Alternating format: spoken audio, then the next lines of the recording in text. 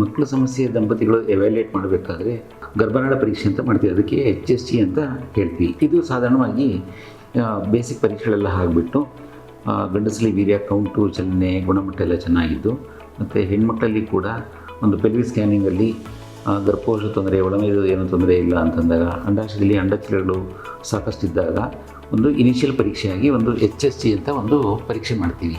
ಅದೇ ಹಿಸ್ಟಿರೋಸಾಲ್ಪಿಂಗ್ರಾಮ್ ಅಥವಾ HSG ಅಂತ ಹೇಳ್ತೀವಿ. ಇದು ಸಾಧಾರಣವಾಗಿ ಪೀರಿಯಡ್ ಬಂದು 7 ಅಥವಾ 8ನೇ ದಿನ ಮಾಡ್ತೀವಿ. ಅದೇ ಪೀರಿಯಡ್ ನಿಂತು ಅಟ್ಲೀಸ್ಟ್ ಕನಿಷ್ಠ 3-4 ದಿನ ಆಗಿರಬೇಕು. ಆವಾಗ ಒಂದು ಪ್ರೀ ಮೆಡಿಕೇಷನ್ ಕೊಟ್ಬಿಟ್ಟು, ಇದು ಪೇನ್ಲೆಸ್ ಪ್ರೊಸೀಜರ್ ಆ್ಯಕ್ಚುಲಿ. ಮೆನ್ಸಸ್ ಬರೋಕ್ಕೆ ಪೇನ್ ಇರ್ತಲ್ಲ, ಅಷ್ಟು ಪೇನ್ ಇರ್ತದೆ, ಅದು ತಟ್ಕೊಳ್ಳೋಂಥ ಪೇನ್ ಇರ್ತದೆ.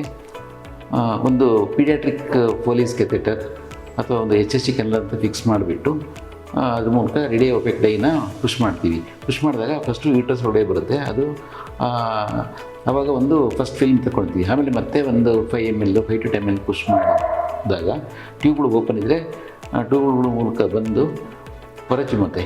ಸೊ ಅವಾಗ 2 ಗರ್ಭನಾಳಗಳು ಓಪನ್ ಇದೆ ಅಥವಾ ಇಲ್ಲ ಅಂತ ಗೊತ್ತಾಗ್ತದೆ, ಅಥವಾ ಯಾವ ಕಡೆ ಬ್ಲಾಕ್ ಆಗಿದೆ, ಎಲ್ಲಿ ಬ್ಲಾಕ್ ಆಗಿದೆ ಅಂತ ಗೊತ್ತಾಗುತ್ತೆ. ಟ್ಯೂಬ್ ಏನಾದ್ರು ಊದ್ಕೊಂಡಿದೆಯಾ, ಇದೆಲ್ಲ ಕೂಡ ಗೊತ್ತಾಗುತ್ತೆ. ಅದು ಮಾರ್ಫಾಲಜಿ ಕೂಡ ನೋಡಬೇಕಾಗುತ್ತೆ, ಅದರ ಆಕಾರ, ಟ್ಯೂಬ್ಗಳ ಆಕಾರ ಕೂಡ ನೋಡ್ಕೋಬೇಕಾಗುತ್ತೆ.